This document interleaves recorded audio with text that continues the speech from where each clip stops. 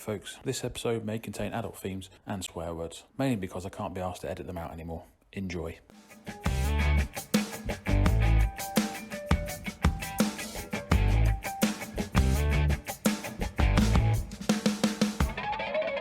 Hello and welcome to season 2 of the Top 2 Inches Rugby Podcast, episode 1. Ollie is going to be here as ever. Say hello, Ollie. Hello. How you doing? I'm all right, mate. How are you? Not too bad. How was your Honolulu's? Lovely jubbly, lovely jubbly. And more importantly, how's those tan lines? Looking good, mate. Looking good. I'll send some photos, some images later for you, just for a little treat for you there. Fantastic. I look forward to perusing those. So there is going to be a little bit of a shift in how we kind of do things. Normally there'd be an introduction, but obviously I'm doing the introduction now. And then Ollie's going to be hanging around for the ending as well. So that's nice for you, mate. Very much looking forward to it, mate. Very much. Good. Fantastic. So there's quite a bit to chat about, and what we're going to kind of look at in this episode, because obviously there has been some pre-season games. We'll touch on those. We just want to have a look at the incoming kind of rule variations and have a little chat about them. And then we're going to have a little look at the top 6 teams and our kind of predictions, etc., for the next season. But as ever, let's start with the news brought to you by the BBC.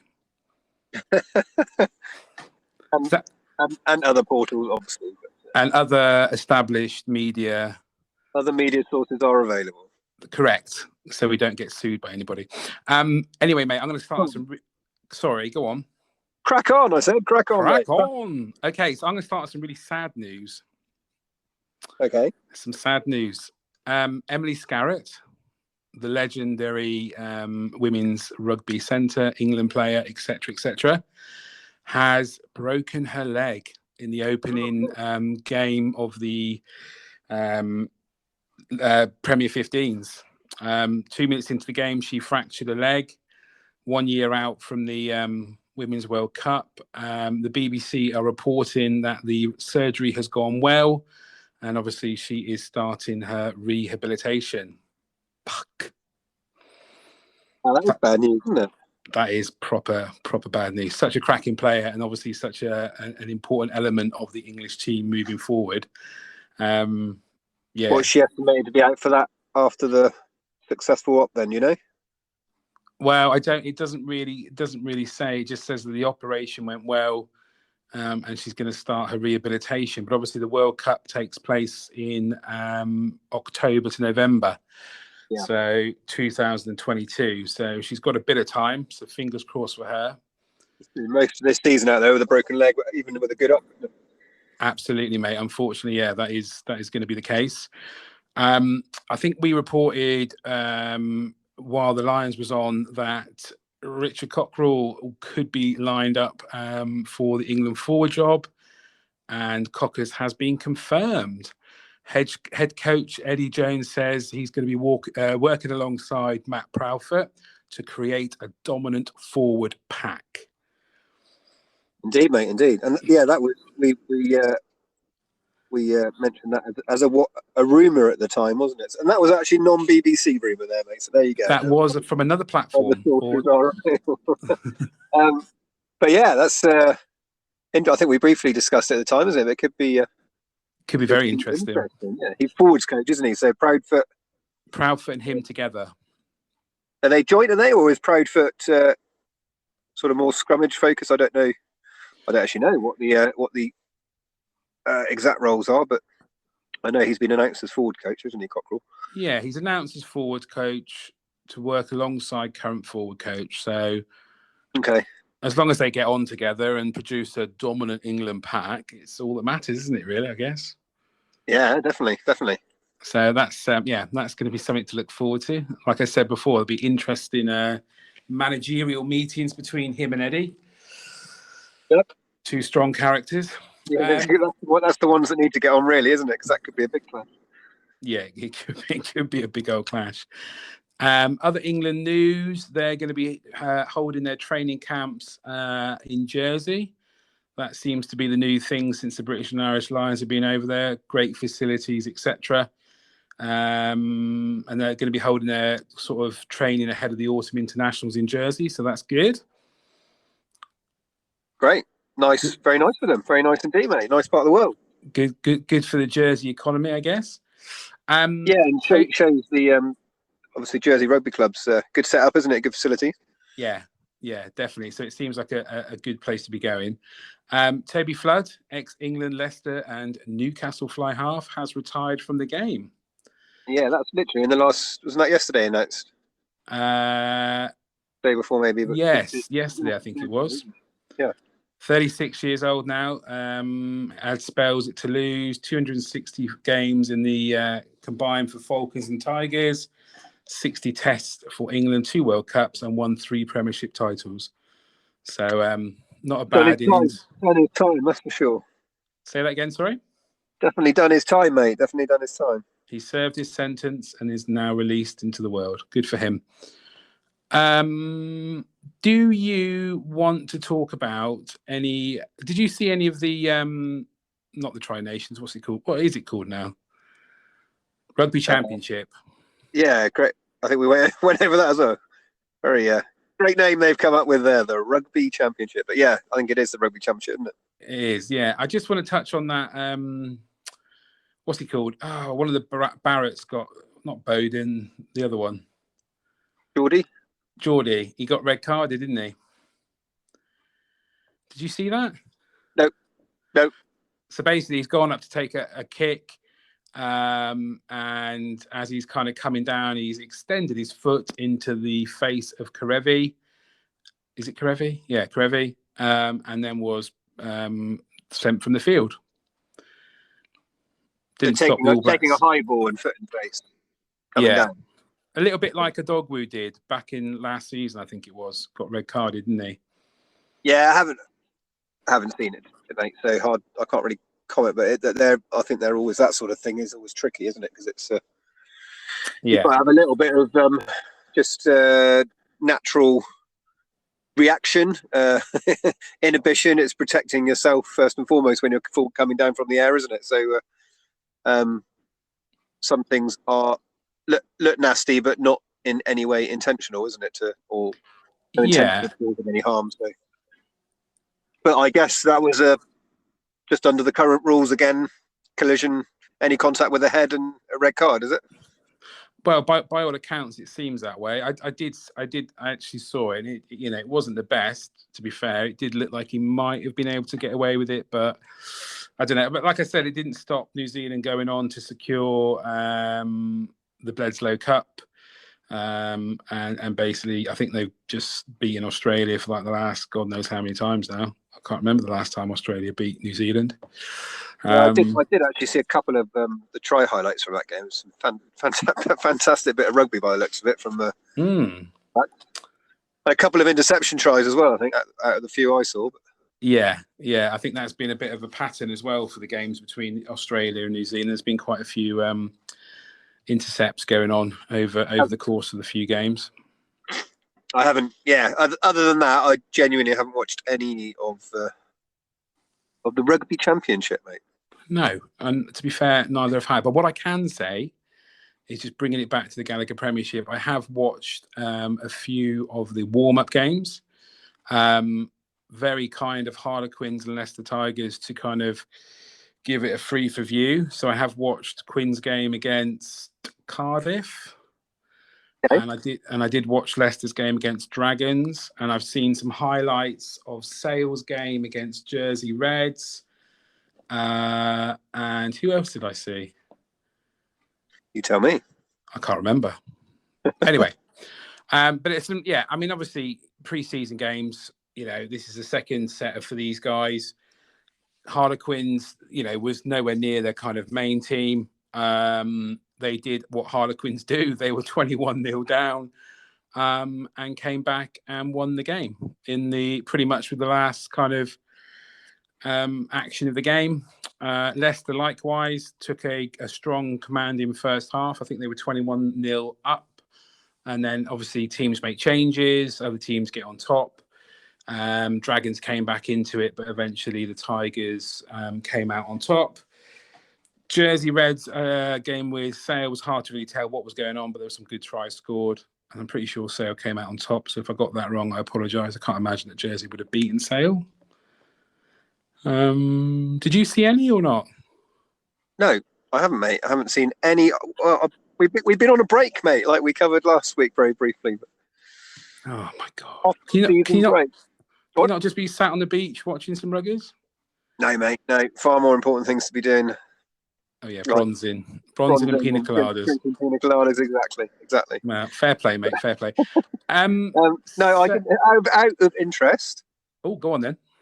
I'm assuming Marcus Smith wasn't involved in the Quins' comeback in their pre-season friendly against Cardiff.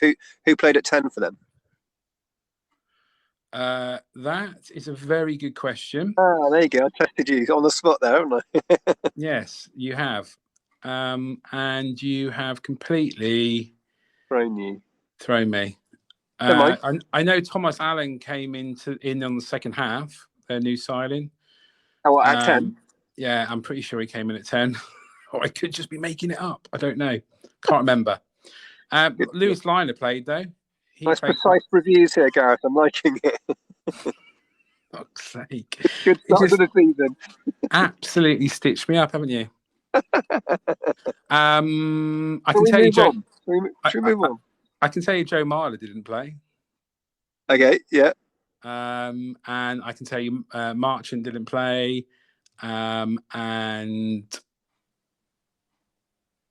Danny Kerr didn't play. I can tell you that much.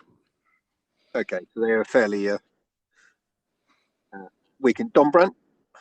No, Don Brandt was on comms, which was quite entertaining. Okay.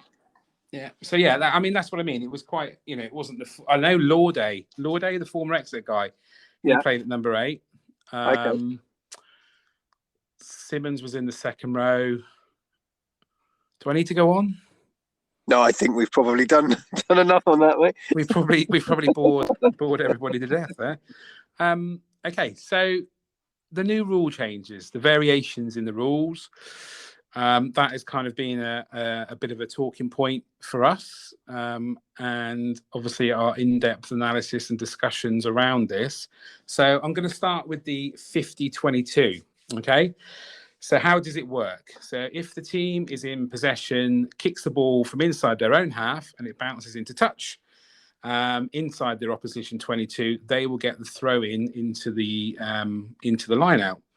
But the ball cannot be passed or carried back from the opposition half into their half. And yeah, that is kind of that rule's been around in rugby league, if I'm right in saying, for quite a while. And my kind of thought on it is that it's kind of what's it going to do? It's going to be making the defence kind of think twice about how they kind of manage the field of play. It's going to encourage teams to kind of, be more attacking. Defensively, guys are going to have to drop back, but then obviously that then creates space in the opening line, the attacking line for the attacking team. And I guess also you could look to have a lot more kind of a fair few. I mean, it's going to benefit the likes of people like Danny Kerr and Marcus Smith, isn't it? Just to name a two. I think it's going to work quite well. I think it's going to kind of demonstrate a lot more attacking rugby. And I can't really see any real consequences of this law. I think it's going to be quite a good one to introduce. And just saying that, there was one incident of it in the Tigers game, which would have worked quite well for the Tigers, but I think they lost the line out, which was a shame. But that seems to be quite an encouraging rule change, if you like. Yeah, I agree, mate. Actually, I think probably out of all of the new rule changes, I kind of like this one the best. I think with all rule changes, you don't really know. I think Baxter often says it with the rule changes. They change one thing to try and sort of mitigate or get over one issue, but it has a knock-on effect and potentially causes other issues in other areas in the game, isn't it? But, so it'll be interesting to see how they all play out. But this one, just trying to think it through and the likely scenarios. I agree. I think there's hopefully more positive in this one than potential negative. It like you say, with from a defensive point of view, it will hopefully bring people out of the big defensive line, isn't it? Because they'll have to drop a couple of players back to cover kicks and stuff more. And attacking wise, it sort of forces them to vary a little bit. So you need some clever kicking there to actually target that, because that is a big attacking plus, isn't it? If you can get a if you think about it, look, say for example Saracen, so you'd have Goody at fullback and Farrell at 10. So there's two great kickers in the game. What's to say El Goody feels a kick from the opposition team, puts an absolute howitzer down, and it goes from his 22 to their 22, and then Saracens are on the attack, aren't they? So yeah, and the other thing you could see is one of the it's not something to completely take out of the game, I don't think, but one of the criticisms of the Lions games was the sort of aerial bombardment tactic, wasn't it, employed by South Africa? I mean, it could hopefully reduce teams aiming to do that quite so much, because you're actually probably more of an advantage to try and kick a bit tactically, a bit more astutely, be a bit more clever with your kicking and try and get those attacking lineouts rather than I guess attacking scrum is the best you get from the aerial bombardment, isn't it? If the defending ball jumper knocks on, isn't it? But and then you just other scenarios. Being an ex-scrum half, often a scrum half will make a break. For example, can be any player, but scrum halves around the fringes, and decide to, sometimes as a last option, but to sort of put a grubber through or a little chip through into the corner to gain territory rather than being able to pass to anyone, that sort of thing. So that'll be a massive bonus to actually, on the end of that, to get the line out, isn't it? So rather than that being a defensive line out. But absolutely. So I think that's quite a positive rule change, really. I think I'm quite looking forward to seeing how that plays out in the season to come. So the next one is the goal line dropout. So how it works: if the ball is held up over the try line, or there is a knock on from the attacking player in goal, or an attacking kick is grounded by the defenders behind their line, then play restarts with a goal line dropout anywhere along the line. So I guess the kind of aim of that is to again encourage a variety of attacking plays close to the goal line, and hopefully, and like we said before, with the Lions tool, actually ball in play, it would hopefully increase the kind of ball in play time, because it would take away the kind of replacing a scrum with a kick. It's an opportunity for a counter attack to be created as well. And I think the most important thing is it kind of reduces the amount of pick and goes, attacks near the line, which have kind of become, like the Chiefs would do. It's going to impact on the Chiefs pick and go game, I would imagine. I guess that. Sorry, you carry on, mate. No. All I was going to say is that I think the most interesting thing is it's from anywhere behind the try line, isn't it? Yeah. It's not like, I think in rugby league they go from behind the post, but this is from anywhere on the try line. So you could see someone, with a bit of vision, again, maybe like a George Ford, flinging the ball out to the wing. As long as it goes 5 yards, then that attack's on again, isn't it? So it's essentially like a 22-meter dropout, but behind the try line. It's the try line rather than 22. Yeah. So you can essentially pass the ball from one side of the pitch to the other behind your try line for someone else to take a quick, quick, turn it into a counter attack opportunity, isn't it? Yeah, absolutely. I mean, I think the only kind of negative thing that I can say, it seems a bit unfair on the team who, say for example, if they're held up over the try line and the defending team then hoofs it down the pitch 50 meters. As long as they've got a good chase, kick chase game and put pressure on, all that attacking work is kind of been for nothing because they're 50 meters back up the field. Yeah, I agree. That overall, this is a huge much more in favour of defensive teams than attacking, isn't it? But yeah, I guess what's it trying to achieve? Like you say, try and get a bit more game ball in play time, less stoppages, less scrums. Will it stop someone like, for example, name them again like you did, because they're renowned to be the best at it, but the Exeter Chiefs, when they get into that hill zone, their pick and go game, will it stop that? I mean, if you've got complete confidence in that game, then You probably shouldn't. You're going to be assuming end goal is a try, isn't it? Not a knock on or a held up, isn't it? So don't know. I probably will with in some circumstances, teams more than others.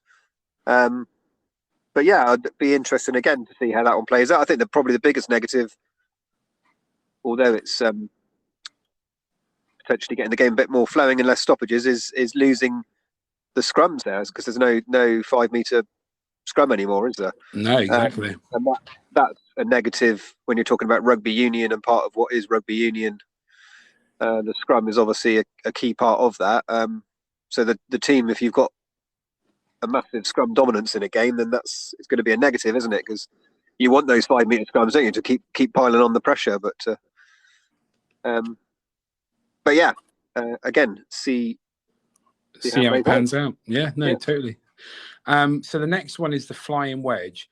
So how it works is to sanction the 3-person pre-bound mini scrum by redefining the flying wedge. Okay, so the aim is to reduce the number of events where the ball carrier and multiple support players are in contact prior to contact, and to protect the tackler, who can be faced with a combined force of 3 opposing players. So I guess, again, we've seen quite a lot of that where the guys are latching on before, well, like all the teams have been doing, they've been, Yeah.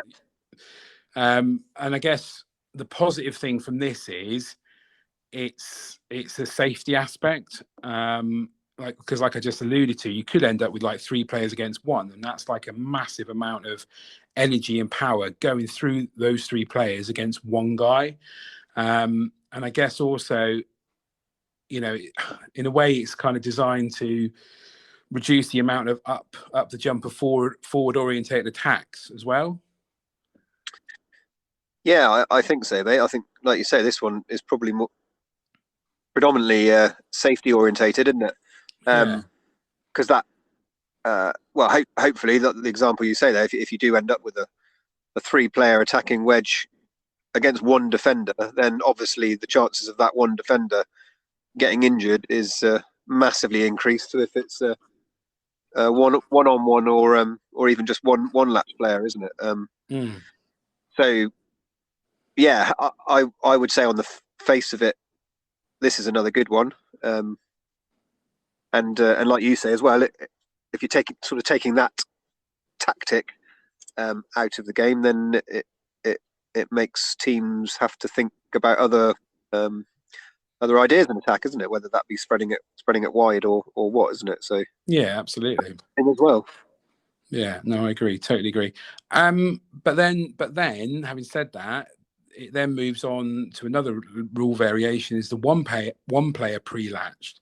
So how does that work? It's to recognise the potential for 1 player to pre-latch prior to contact, but this player must observe all the requirements for a first arriving player, particularly the need to stay on their feet.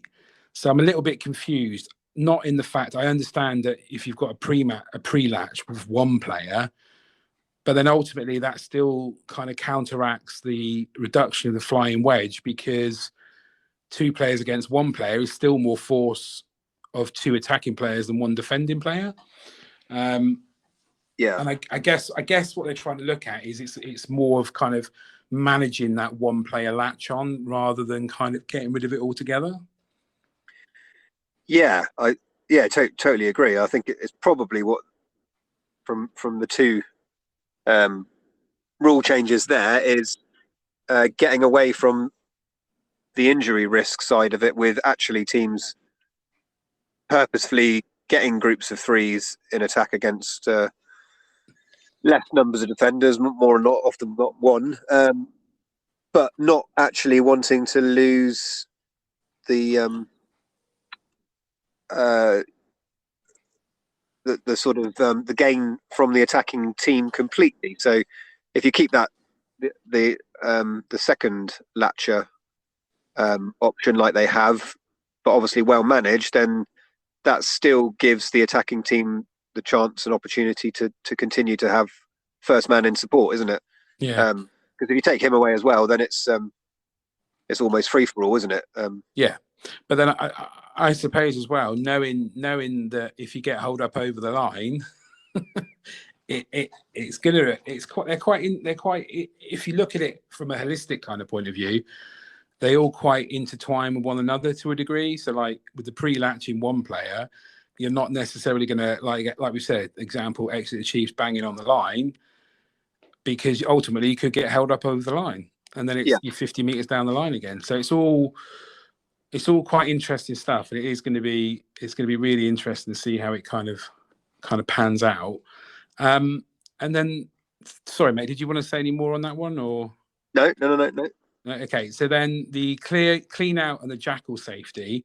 So how it works is to introduce a sanction for clean outs which target or drop weight onto the lower limb. So obviously, like Jack Willis in that England game with Italy, when he got kind of rolled over and did all his ACLs and stuff, that's going to kind of be the aim, to reduce that kind of impact, on the Jacklin player.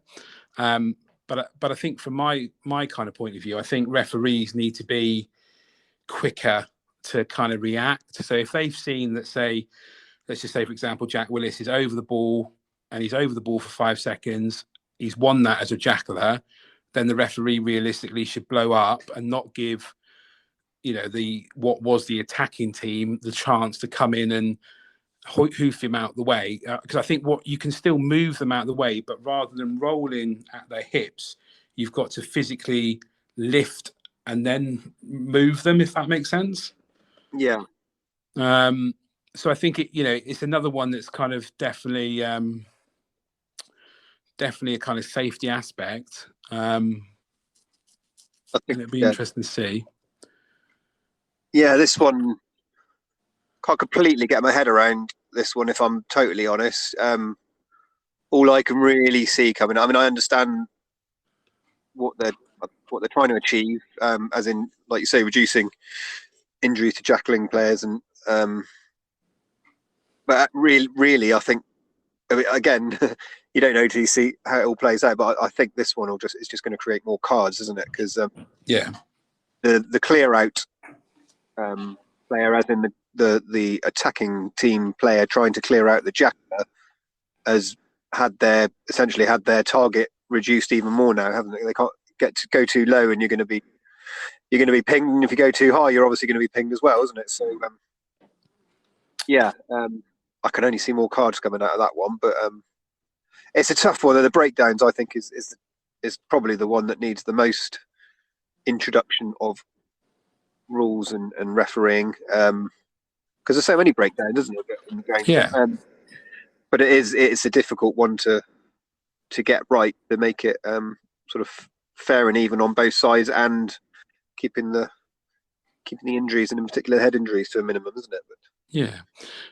So I mean, those are the kind of rule changes that are going to be in for the Gallagher Premiership. But there is this other rule change that is only going to kind of apply in the Rugby Championship, and this is what we saw in the New Zealand Australia game of the weekend, is the red card rule. So when a player is sent off, that's the end of the game for them, but they can be replaced by a teammate after 20 minutes. So Geordie Barrett obviously was sent off. Is it Damien McKenzie was then brought on 20 minutes later? And I guess the objective obviously is to not ruin the game for one side that have had someone sort of sent off. But like I said, that's not being introduced into the Gallagher Premiership. That's only going to be into the kind of Championship. But I guess my point was, going on kind of last season, and the number of red cards that we saw, and the number of games that effectively were marred by those kind of incidents. Think back to like the Bath game with London Irish. Did they get 2 red cards in that? From memory, I got a feeling they did. So that would have been effectively 40 minutes without, down to 13 men rather than the rest of the game down to 13 men. So I'm a bit confused why they're not just kind of introducing this into all levels of rugby, if that makes sense. Yeah, well, in all honesty, I don't like this one, so I'm quite pleased they're not. Ooh, go on then. Rationale? Well, I just a red card is a red card, in my view. If you get the whole point of a red card is that's the end of your game. The teams are playing a player down for the rest of the duration. That's how it's always been in most sports. That's how it is, isn't it? But so I actually think if you're saying every red card you can replace that player after 20 minutes, that's potentially, I'm not saying it would, but it's potentially making the red card less of an impact, so players won't be so concerned about getting a red card, or teams won't be so. So in theory, you could be actually increasing the number of potential incidents and foul play incidents. That's fair. I'm not saying that would be the case, but there's the potential there. That's how I first sort of read that. And also, we discussed the red card. I actually think it needs to be attacked from the front end rather than the back end, as in making it a 20-minute and replacing the play. It's reducing the number of red cards via the rules and the referees is personally is what I think needs to be sorted. And I think actually, as the season went on, the referees and the players and the team, certainly in the Premiership, all started to sort of adjust. And I think it'd be interesting to actually know that stat, but I think there was probably less red cards in the back end of the season than there was in the front end. No, I think you're right.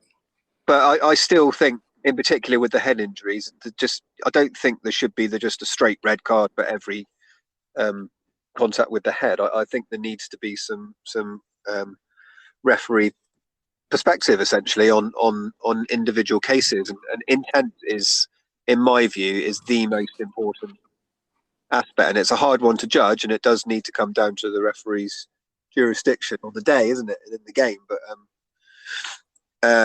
that's how I think it should be, personally.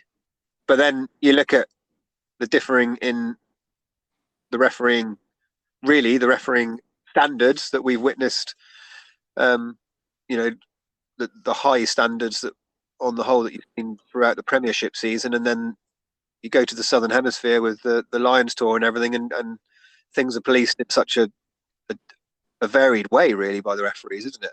Yeah. So you can't get anything right at the end of the day unless everyone's playing on the same playing field and refereeing on a level parity, isn't it? But definitely, if you're going to put more onus onto the referee to make their own individual assessment of each case, then you've got to have all referees throughout the globe playing on the same singing off the same hymn sheet, isn't it? Yeah. No, I get where you're coming from. I think in all fairness, you're probably right. I think we're purists in the fact of red card, and if your player makes that mistake, and it's down to your team to then pick up the pieces and sort shit out and carry on and do the best you can.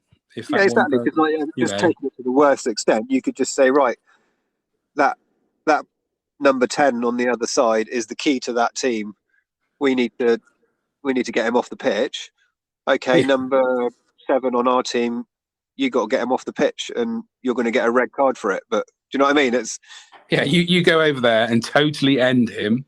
Yeah, and then in 20 minutes we'll replace you, and they'll have their best player off the pitch, and essentially no change to us.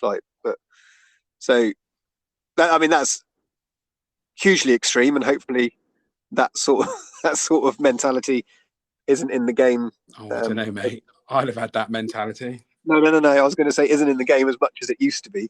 Yeah, I'd have definitely done that.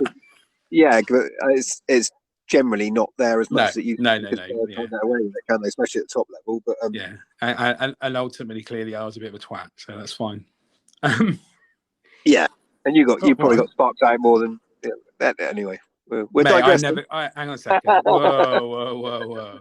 I only had two yellow cards in my career, even if it was a career, in my playing days. And that was one at Matson for lying over the ball. I did take a bit of a shoe-in because back then you could shoe people. And a high tackle. And he basically sidestepped me and I flung my arm out and caught him on the shoulder. I thought the ref was a bit harsh. Oh, no, that wasn't it. I was back chatting to the referee. That was it. Fair play then. Should have had a red. Yeah, probably. Like I said, bit of a twat. But hey. Are you happy with that kind of what we've done there? Should we wrap things up and look ahead to the Gallagher Premiership? Yeah, I think so. The only question I was going to have is we had actually one of our listeners came in with a message a few weeks ago, actually. If you don't mind me bringing that up, just for very briefly, it was a rule change. Basically, are you happy for me? Yeah, mate. Yeah, crack on. It's anonymous. They've come in as anonymous, but I think this was I can't remember if it was after the second or third Lions test that came in, but the suggestion was that basically it was a rule change in the game to counter the South African tactic, which was the high ball game, basically, and because you had they mentioned you had Anthony Watson, Liam Williams, people like that who are arguably some of the best in the game under the high ball, but just couldn't, for whatever reason, couldn't handle it. There was a lot of knock-ons, but that's totally natural, isn't it? Because jumping for the ball to catch is hard enough skill as it is, but if you've got an attacking player jumping at the same time and having any sort of contact with you or whatever, it's a tricky, it's a very, very tricky skill. So their suggestion was basically if the attacking team kicks high balls into the defending team's 22-meter line, knock-ons from the defending team should be scrapped. Right. Are you with? Yeah. Just because, instead of it being an attacking tactic, because you essentially, unless the defending team jumps and manages to catch it, your player can either catch it or tap it back, or more often than not, in what happened in the Lions tour, we saw was a lot of knock-ons by the defender. So Watson and co knocking the ball on, and then it's South African scrum in a very good attacking position, isn't it? Mm-hmm. To do away with that, and you just have play on, basically. Oh, so if it's knocked on, the first one to jump on, like an American football fumble. Yeah. Hmm. So I thought that was quite an interesting. Yeah, was this one of the Instagram people that you've kind of brought on board? Yeah. Oh, okay. I like that, to be fair. I think that'd be quite cool. But the only thing I would say is if it because it would ultimately end up like an American football fumble, wouldn't it? It would be like everybody diving on the ball. You might see a few more injuries that way. But I get what that person's kind of saying.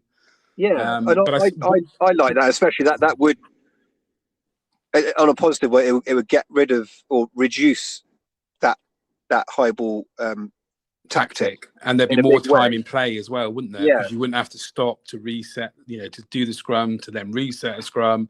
You know what us props are like. The only counter I would say to it is I'm not sure you should sort of get away with that option altogether for teams, because one of the beauties of rugby union is that you can have so many different varied forms of attack, can't you? In the game.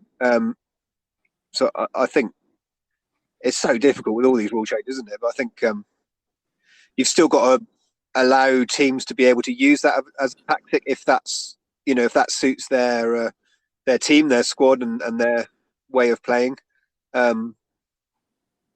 But it can't be like we saw what you don't want basically is that to be happening, becoming the norm sort of thing. Yeah, it's just not. It's not a. It's so not if for example that high ball's gone up and the attacking team knock it on, is that still play on as well then?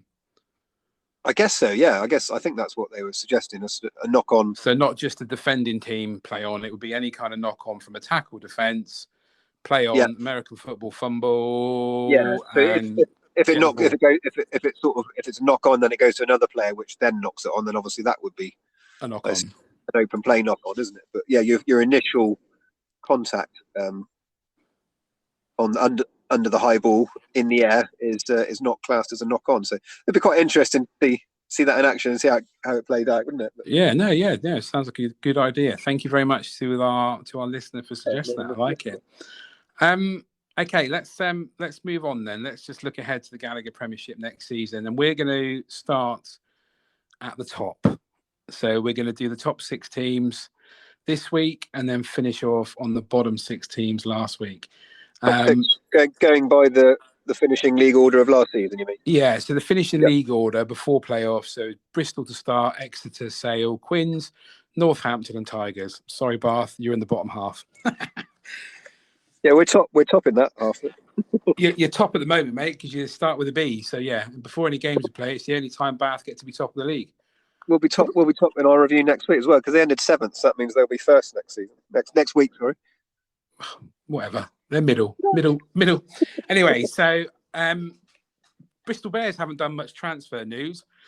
Obviously, Ben Earl and Max Malins go back to Sarries. There's a few other guys that have kind of have left, but those 2 guys are the kind of main guys, along with Siali Pietau. He's just been released into the ether. They've promoted quite a few academy guys. So like Leon Lloyd is now promoted from the academy.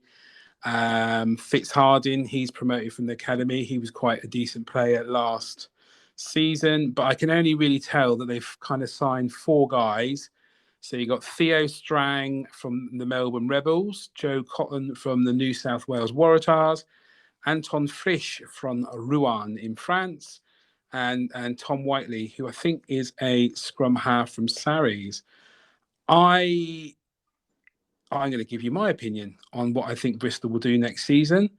I think Bristol will struggle to hit top 4, if I'm honest. How'd you like them apples?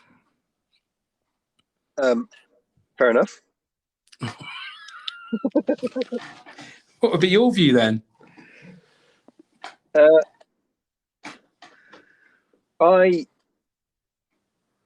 It's a tough one, actually. It's a tough one. I think I can see what you're saying there, and I totally understand it. I think Earls and Malins were just fantastic for them last season. Yeah. I was just look at that.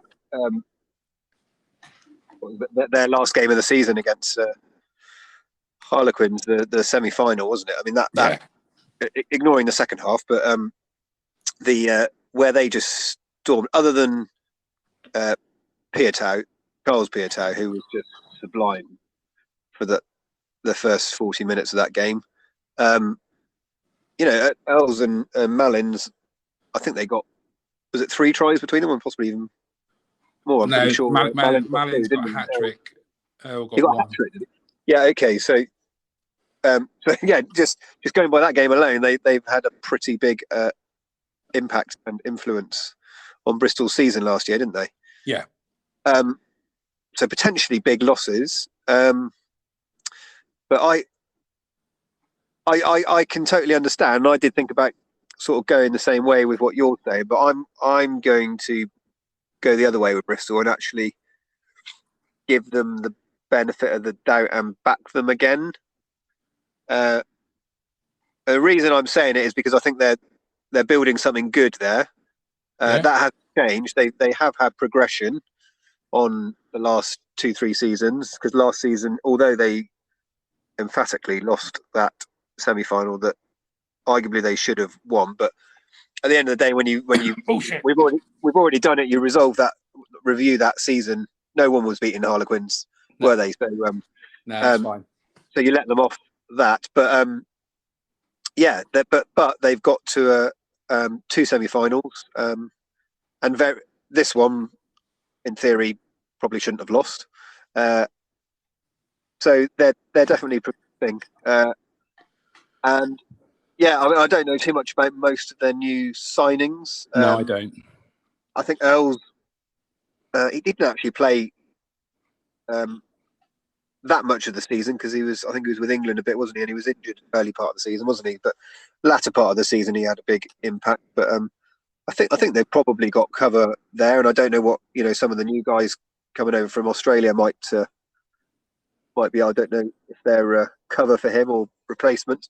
And Malin, they got plenty of depth in the backs anyway. Although Malin is a fantastic player. I mean that you're on Lloyd, isn't it, for starters? He's a guy who is probably quite similar in the way he plays to Malin. So he's sort of a straight replacement. So it'd be good to see him getting some more game time, maybe. But yeah, I'm still backing them to be in the mix. Okay, happy with that, mate. Are we putting numbers on it? Or? Yeah. Should have got a pen to write this down, really. You got a pen? I've got mine written down. Oh, shit. Have you? Okay. I can put yours next bit. Right. I'm going Bristol to end. This is just league positions, isn't it? We're not. Yeah. I'm going Bristol to finish second. Okay. I'm going to go to Bristol to finish fifth. Fifth. Okay. I'm going to put you fifth. Okay. So on to Exeter Chiefs. Outgoings, obviously Thomas Francis, Cuthbert, Corey Baldwin. They've all gone back to the motherland. And a few other guys. James Short's released. Elvis Tione's gone to Ospreys. They've brought in Josh Iosafia Scott from Waikato. Sean O'Brien is from Connacht, not the flanker. He's an Irish centre. And Ryan McCauley from the Western Force, but that's only a short-term deal. And Sam Nixon from Bayonne. I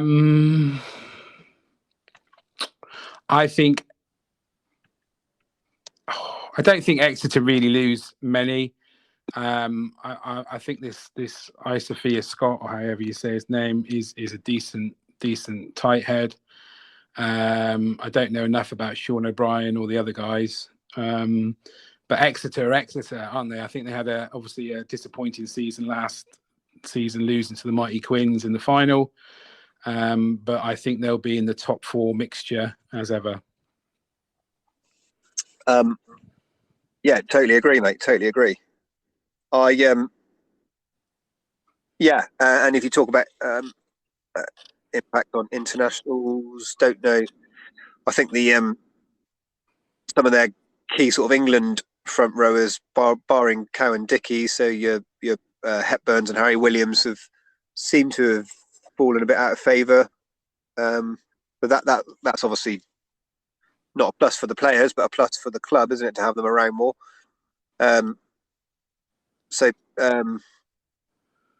Yeah, they're going to be pretty strong. They're going to lose Slady. They'll probably lose Jack Knoll. Hopefully Sam Simmons, but the depth they've got, they should be all right. Which is why I think they'll be in the mixer. And I actually think the biggest thing, I'm backing. I'm putting it out there now. I'm backing them to finish first. Okay. I think because this season would have hurt them. Literally falling at pretty much the final hurdle in both competitions. Semi-final in the Euros, wasn't it? But was it semi-final? No, quarter-final, wasn't it? Quarter-final. But it would have hurt them. But I think they were just personally. We've covered it before, but they were a bit of almost a hangover. They were just exhausted. Physically, mentally, emotionally, and that's predominantly because of the COVID effect with the back-to-back season. They pretty much only had about a week off from the winning everything the previous season to the start of last season, wasn't it? So I think that's had an impact on the latter end of last season. But they've had as close to a normal off-season now. All the players have been away and done what they do, and they're going on holidays and the rest of it. So I think they're going to come back fully refreshed and revitalised, and that's a good thing for Chiefs and probably not such a good thing for the rest of the league. But Yeah. so that's my opinion. I'm backing them for first, mate. You're backing them for first. I'm going to say second. Ooh. Oh, God. I can see where this is going. No, Oliver, you can't. Okay, so that then moves on to Sale Sharks. Yeah. So pretty much the whole front row's gone from Sale. Griff John, Cooper Woolley, Morozov, Tommy Taylor, Simon McIntyre, Nick Shonett from Worcester have come in. I just think not. Oh, he's not. Looking at what's he called? Sanderson. It's going to be his second season in charge. He's going to obviously put more of his kind of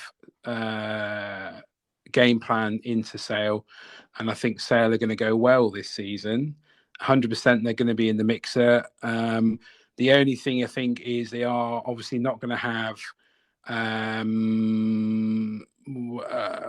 de Klerk isn't going to be around probably till October. I think that one of the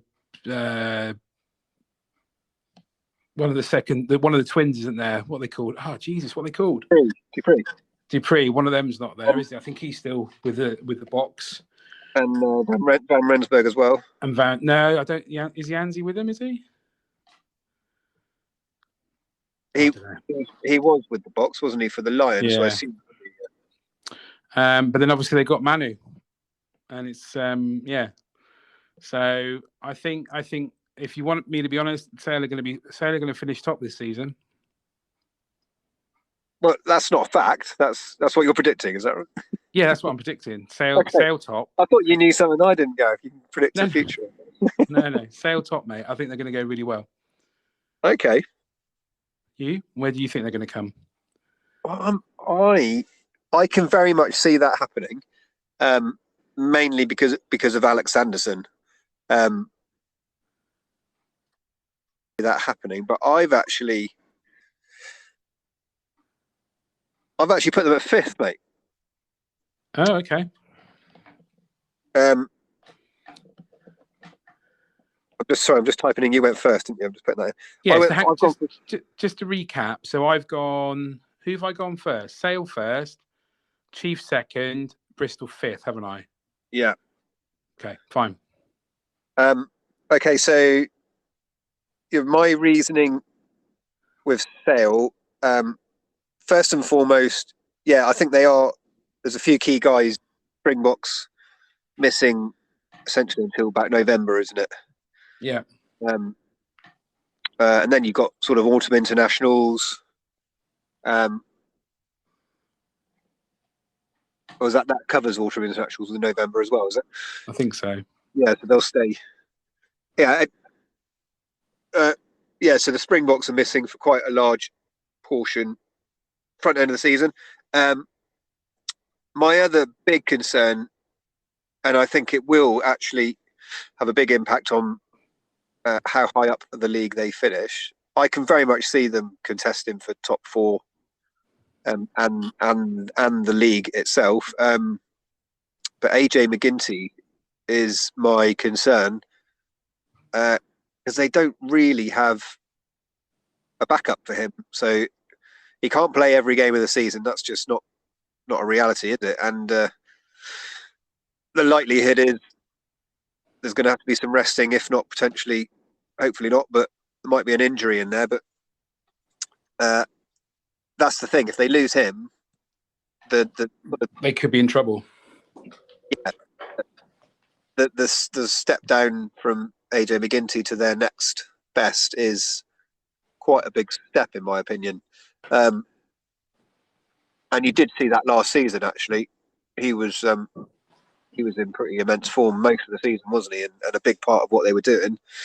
But when he wasn't around, not quite the same team. And the other thing I think with Sale, a lot of these rule changes, the game, obviously, what we saw from Harlequins at the end of last season, and there's some fantastic running rugby, quite open game with a lot of running rugby, a lot of back play. I don't actually, although they've got some really big names out in their back line, I don't think their strength and depth is as good as other clubs. Yeah. And ball players. So if the game, a lot of these rule changes are trying to create more ball in play and a bit more open play. I don't think Sale are personnel wise one of the best in the league for that style of play. You get what I'm saying? Especially if AJ McGinty's not around. I mean, he's obviously a fantastic tactician and ball player. But outside of him, I'm just trying to think, but I can't really. I mean, you've got some fantastic players, but creators, Well, you got ball like players. the James brothers, Marlon Yard, McGuigan. Yeah. But there's no, like, in the centres, for example, you haven't got like a Henry Slade or a Elliot Daly, someone like that to create and open up opportunities for those guys, is it? So not as many is all I'm saying. So yeah, overall with all of those, it is just a hunch. I can very much, I won't be disappointed if I'm wrong on it at all, because I'd like to see them improve on last season and go well and be competing for top form or the league. But yeah, if I'm putting a number on it now before we even start, I'm going to say 5th for them. Okay. Fair enough. I like your rationale. Thank you. We'll see how it pans out, I guess. Yeah. So, mate, just to make you aware, I've got about 10 minutes, okay? Right. We've got 2 more to do. Harlequins. Who's left Harlequins? Quite a few guys have gone from Harlequins. Martin Landagio, Campagnaro, Nathan Earl. Baldwin's gone to Worcester. Mike Brown to Newcastle, obviously. So quite a few sort of, what's the word? Household names, should we say. Lewis Lyon has been promoted from the academy. Nick Davis come from Worcester. Hugh Jones, Jack Walker, the former Bath guy, the American footballer guy, Christian Scott Williamson. So I think last year Quins were fantastic. Okay, let's not get this wrong, but I'm very much aware I can't see Marcus Smith being around much this season. I think he's going to be propelled into the England squad. And I just don't think they're going to repeat top 4. Unfortunately, I think Quins are going to be 6th in the league. Wow, I wasn't expecting that. Well, you're not. Well, Yeah. You keep telling me to take my glasses off. So I am, or am I? Well, funnily enough, I've gone 6 for them as well. Hey, there you go. And we haven't even talked about it. I feel with Quins, I should never back against them ever again after the end of last. But yeah, I just think, you sort of said a lot of the things in the same way I was thinking, mate. They're in reality, they're going to lose, hopefully, from an England perspective, lose Marcus Smith, potentially Don Brandt. But Marcus Smith being the key to what they did at the end of last season and the way they played, you take him out of that equation and it's a very different kettle of fish, isn't it? So yeah. And taking nothing away from them, with the fantastic rugby they played and the fantastic run of form they went on in particular the end of last season to win the Premiership, it's just not a reality or a physical possibility just to keep that going for another whole season. You know what I mean? Yeah. So yeah, with absentees, because they were fortunate last season. I think they lost very few players as far as international, did they? Because they're sort of international caliber guys weren't being selected, whether that's older guys, care, etc., who are just no longer considered. And then you like some Marcus Smith who are yet to be considered or were yet to be considered, isn't it? So they sort of had a large number of international stand-up players, but available for them all season, wasn't it? So Yeah. That's a big plus for them. But I think obviously it's going to be different next season. Okay. So sum up. I agree. Sick. Wow, we agree on one. Happy days. That's good, mate. So moving on very quickly to Saints. Not to rush this, but might have to a little bit. Northampton, I don't know a great deal about Northampton, if I'm honest, which is a bit poor.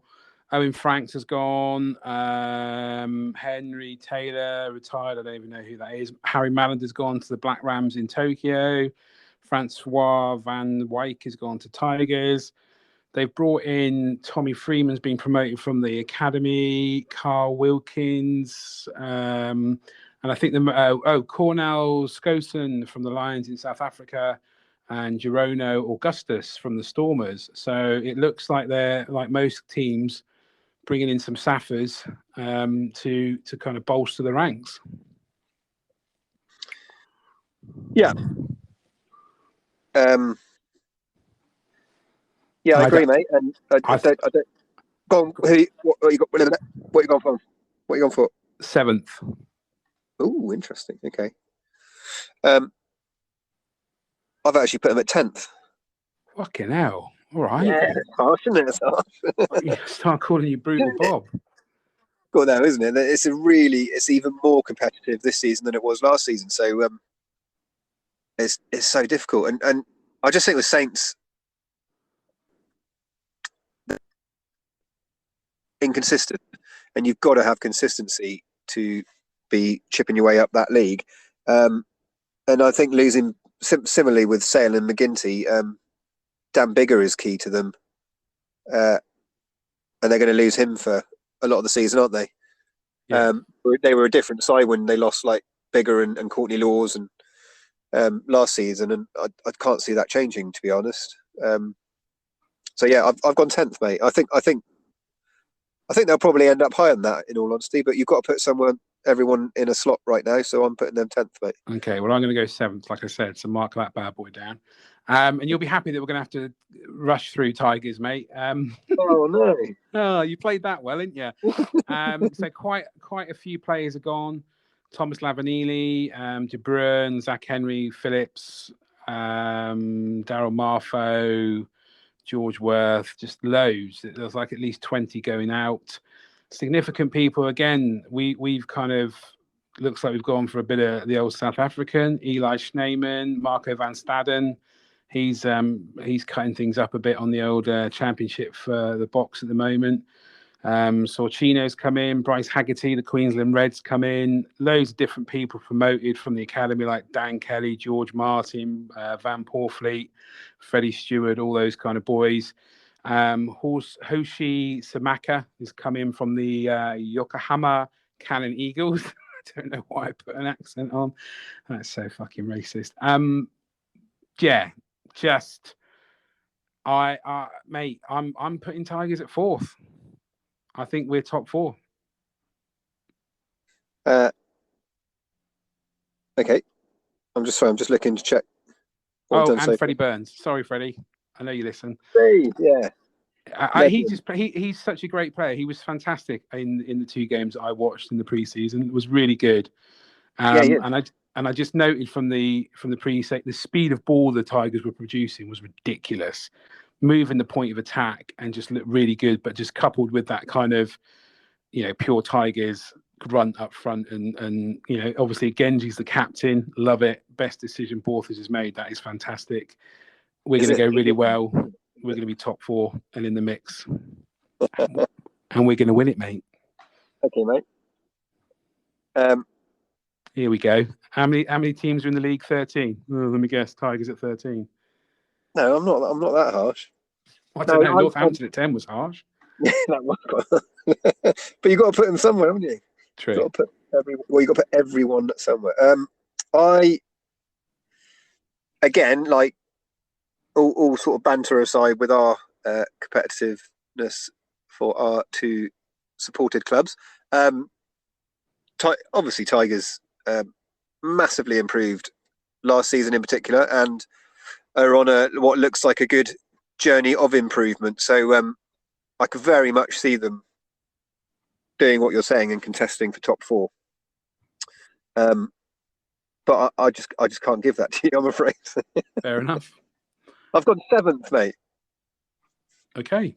But I might actually, if I could change one I've done, I might actually just put you to 6th, just to give you one more place if you're happy with that.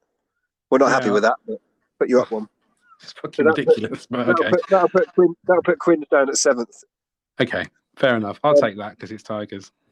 Well, I would say, and in all joking aside, actually, I think one of the keys to Genji's obviously going to be away a lot, isn't he? But I think George Ford, less if Freddie Burns can hit a good run of form and some consistency, then that's obviously a great backup. But George Ford, certainly over the last few seasons, has made such a difference when he's been available to play for Tigers. So if he's not in the England mix anymore, that could be a massive positive to Tigers and their top four potential, I would say. Yeah, no, I'd agree, mate. I think that's a fair shout. Listen, mate, I'm going to have to be rude. Yep. I'm going to have to wrap things up. So we will be back next week, obviously, for episode 2. Check us out on all platforms such as Spotify, Anchor, Apple Podcast, and YouTube. You're still doing your stuff on Instagram, bringing in the fans. Not so much luck still for me on Twitter. But yeah, we'll be back again next week. Awesome, mate. Good to be back. And we'll check out the bottom half of the table and find out where I put Bath over the season. 13th, here we go. Well, I will say I haven't picked my third, have I? I did say Tigers was 4th, so maybe Bath could be 3rd. Anyway, we'll find out next week. Okay, mate. Thank you very much. No worries. Catch you soon, buddy. See you later. See you next week. Bye. Cheers.